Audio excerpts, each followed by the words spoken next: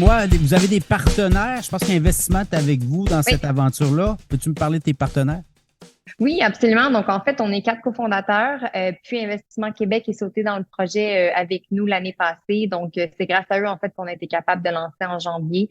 On a été super chanceux des partenaires en or qui ont investi 1 million dans la compagnie pour tout ce qui est commercialisation. Donc, ça nous permet aujourd'hui justement de faire du marketing, d'être à la radio, de s'assurer d'être dans les médias comme la presse pour aller chercher un peu ce qu'on appelle de l'awareness en marketing. Donc, d'aller chercher justement là, un knowledge de ce qui est Welcome Spaces auprès des Québécois. Parle-moi de ton background. Oui, cofondatrice, mais ton parcours pour arriver à l'entreprise. Un parcours très atypique en technologie. En fait, moi, j'ai un background en marketing et en finance, donc graduée de Concordia. En ce moment, je travaille pour faire mon MBA à Harvard en ligne, donc c'est ce que je fais on the side. J'ai un background en fait en retail et en fashion. Donc, rien à voir avec la technologie. Je travaille chez Red Tag, j'étais directrice marketing chez Red Tag, puis le produit Welcome Spaces, qui est aussi le produit de Behavior, qui est la compagnie, était justement nos suppliers de technologie. Donc, on les utilisait en magasin chez Red Tag. La pandémie est arrivée, le monde du retail allait pas bien, donc je suis rentrée en contact avec Jean-Philippe, qui est le CEO. On a discuté, puis de fil en aiguille, il m'a offert une job dans la compagnie. Ça fait 3 ans maintenant, puis je suis devenue cofondatrice du produit l'année passée.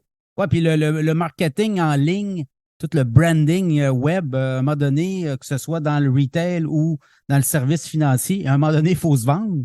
À un moment donné, il faut se vendre effectivement, puis il faut être capable de comprendre la psychologie des clients, donc la psychologie des acheteurs. Je pense que c'est effectivement, comme tu dis, que tu sois dans le fashion, que tu sois dans la beauté, que tu sois dans la technologie, ça finit par être la même idée, la même méthode.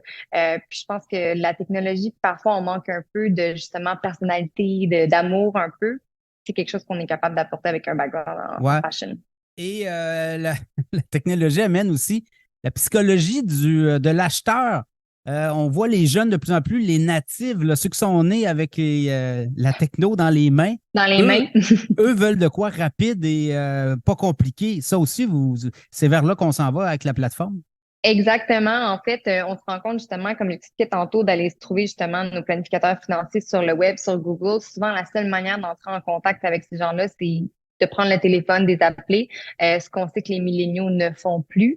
À la limite, j'ai même des gens qui font des crises d'anxiété quand ils doivent penser à prendre le téléphone. Donc, on offre à ces gens-là de manière facile. C'est un bouton, puis on est rentré en contact avec notre professionnel. Pas besoin d'attendre, pas besoin de prendre le téléphone, pas besoin de laisser de message. Donc, c'est des manières vraiment instant là, d'entrer en contact avec des professionnels. Peut-être, dernière question. La plateforme actuelle, puis la plateforme dans 1 an, 2 ans, j'imagine le plan de match est bien défini. On s'en va où dans je dirais peut-être les 6 à 12 prochains mois?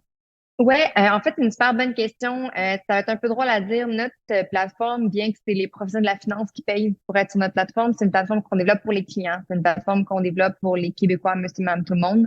Et donc, en termes de développement de la plateforme, c'est toujours de s'assurer que l'expérience du client, c'est la meilleure.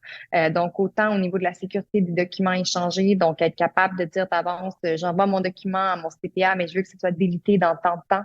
Donc, s'assurer que l'information est supprimée, de donner plus de droits aux clients, de donner plus aussi de manière d'avoir de la visibilité, de la clarté sur sa relation.